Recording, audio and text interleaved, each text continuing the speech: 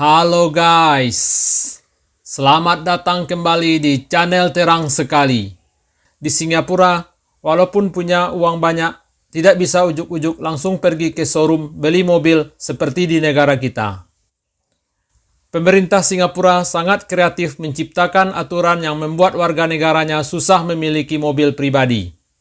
Apa sajakah aturan-aturan yang menyusahkan warga Singapura itu?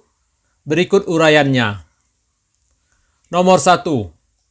Sebelum punya mobil, harus punya surat izin memiliki mobil, Certificate of Entitlement atau COE terlebih dahulu, yang dikeluarkan oleh Dishub-nya Singapura atau Land Transport Authority atau LTA. Surat izin ini dikeluarkan Departemen Perhubungan Singapura berdasarkan jumlah kuota mobil yang boleh dibeli masyarakat untuk bulan itu.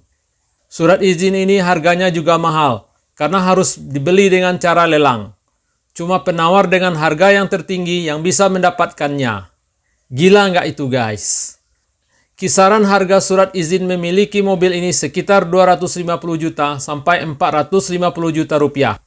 Itu baru harga surat izinnya saja, belum harga mobilnya. Udah dapat berapa biji Avanza second untuk mengurus surat izin ini saja guys? Surat izin ini pun cuma berlaku selama 10 tahun, bukan selamanya. Nomor 2.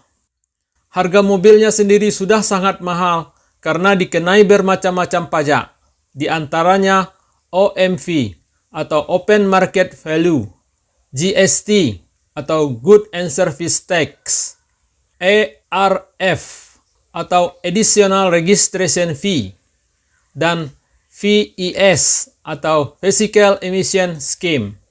Semua pajak ini sukses menaikkan harga jual mobil berkali-kali lipat dari harga sebenarnya. Toyota Avanza, mobil sejuta umat yang berharga 200 juta di Indonesia, jika dijual di Singapura harganya akan menjadi 1,1 miliar lebih karena dibebani pajak-pajak tersebut di atas. Nomor 3. Pemilik kendaraan di Singapura wajib memiliki asuransi. Pemilik kendaraan di Singapura wajib memiliki asuransi. Ini adalah undang-undang, bukan pilihan. Asuransi itulah yang akan mengcover kematian atau luka-luka akibat kecelakaan saat berkendara. Ditambah dengan asuransi untuk kerusakan kendaraan.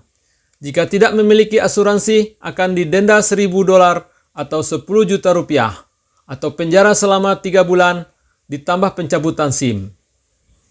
Misalnya terjadi kecelakaan, dan itu bukan kesalahan kita. Kita tidak perlu membayar apapun. Tetapi jika itu adalah kesalahan kita, kita harus membayar jumlah yang ditentukan dalam polis asuransi mulai dari 5 juta hingga 31 juta rupiah. Di samping membayar itu, kita juga harus membayar biaya perbaikan.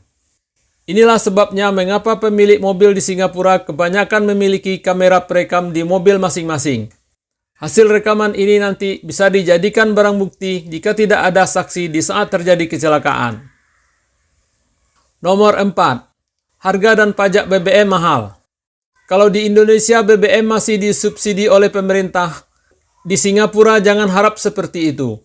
Di Singapura pajak BBM malah dibebankan kepada pembeli.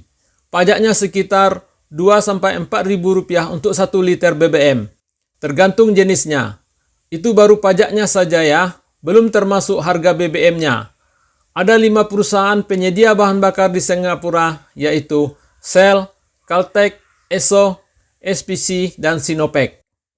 Harga 1 liter Shell V-Power di Singapura sekitar Rp29.000, sedangkan di Indonesia harganya cuma 10 ribuan. Agar pemerintah Singapura tidak kehilangan pajak, pemilik kendaraan di Singapura tidak boleh membeli bahan bakar mobil di luar Singapura. Saat akan keluar Singapura menggunakan mobil, diharuskan mengisi bensin terlebih dahulu.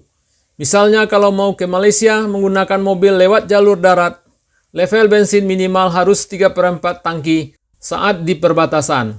Di bawah itu akan kena denda 5 juta rupiah. Nomor 5. Pajak jalan raya. Pemilik mobil Singapura harus membayar pajak jalan raya tahunan. Besarnya pajak tergantung dari cc mobil yang dimiliki. Mobil 1600 cc pajak jalan raya sekitar $800. atau sekitar 8 juta rupiah. Mobil 2000 cc membayar pajak sekitar $1.200 atau 12 juta rupiah per tahun. Nomor 6. Ada jalan berbayar. Selain jalan tol, ada juga jalan-jalan tertentu yang harus bayar jika mobil kita melewatinya.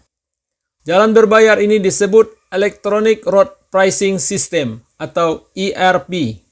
ERP biasanya dikenakan pada jalan-jalan di sekitar area bisnis atau daerah-daerah yang ramai lalu lintasnya.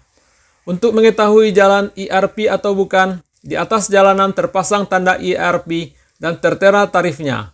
Tarif ERP tergantung wilayah dan jam. Nomor 7.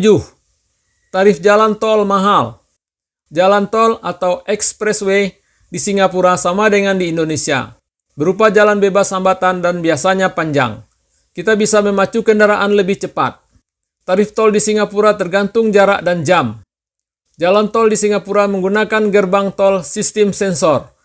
Tidak ada gerbang tol manual seperti di Indonesia yang harus menyentuhkan kartu tol di mesin. Mobil yang melewati jalan tol Singapura, secara otomatis sistem akan memotong saldo pemilik mobil. Nomor 8. SIM mahal dan sulit didapat. Proses pembuatan SIM bisa memakan waktu berbulan-bulan dan biayanya mahal, sekitar $2.500 atau 25 juta rupiah. Dimulai dari pendaftaran, sekolah mengemudi, tes tulis, dan tes praktek. Meski sudah melalui proses berbulan-bulan, tidak ada jaminan SIM akan disetujui. Di Singapura tidak ada calo yang bisa dimintai tolong menguruskan SIM tembak. Nomor 9. Tarif parkir mahal. Tarif parkir di Singapura selama 30 menit umumnya sekitar $1.50 atau Rp15.000 atau sejam $3 atau Rp30.000. Tarif ini bisa lebih mahal tergantung tempat dan waktu. Selain harus bayar parkir di tempat-tempat umum, pemilik kendaraan juga harus bayar parkir bulanan di tempat tinggalnya.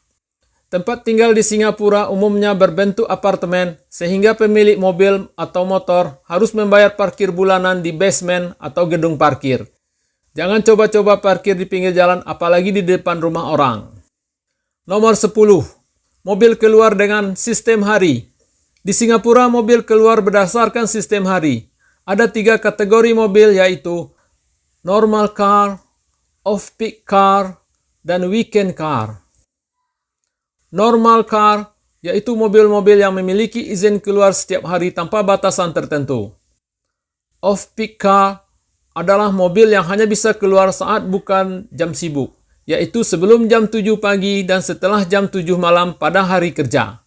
Sebelum jam 7 pagi dan setelah jam 3 sore pada hari Sabtu, Minggu, dan hari libur nasional. Weekend car adalah mobil-mobil yang keluar saat weekend saja. Off-peak car dan weekend car membayar pajak jalan raya lebih rendah dari normal car. Peraturan ini sudah ada sejak tahun 1994. Normal car memiliki plat nomor berwarna hitam atau putih, sedangkan off-peak car dan weekend car memiliki plat nomor dengan dasar merah dan angka berwarna putih. Pelanggaran terhadap peraturan ini akan didenda sebesar $5.000 sampai dengan $10.000 atau antara 50 sampai 100 juta rupiah. Semua peraturan ini sengaja dibuat pemerintah Singapura untuk membatasi warganya memiliki kendaraan pribadi. Hanya orang-orang yang betul-betul kaya, tajir melintir yang sanggup memiliki mobil pribadi. Tujuannya agar negeri Singapura yang mungil itu tidak penuh sesak oleh kendaraan. Jalanan tidak macet, agar hari-hari warganya tidak habis di jalan saja karena terjebak macet. Udara kota pun jadi bersih, bebas polusi asap kendaraan bermotor. Sebagai gantinya, untuk masyarakat umum, pemerintah Singapura telah menyiapkan sistem transportasi massal yang nyaman dan murah untuk bepergian, seperti bus dan MRT. Alat transportasi ini bebas macet, serta bisa memindahkan ribuan orang dalam sekejap mata.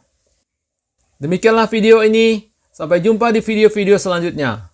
Salam!